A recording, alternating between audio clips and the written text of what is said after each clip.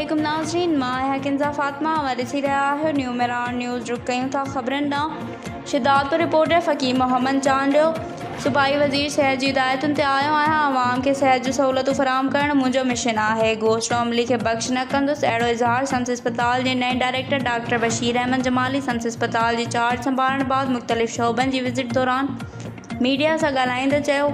हुन चयो त सम्स इस्पताल जी बहितरी ऐं अवाम खे सिहत जी मुकमल सहूलियत फ़राहम करण लाइ मूंखे सूबाई वज़ीर सिहत दी डॉक्टर अज़रा फज़ल पर्चर डाक्स ॾेई मोकिलियो आहे। हिते काफ़ी कमु करण जी ज़रूरत आहे। इंशाअल्लाह कुझु वक़्त अंदरि काफ़ी तब्दीलियूं ॾिसण में ईंदियूं।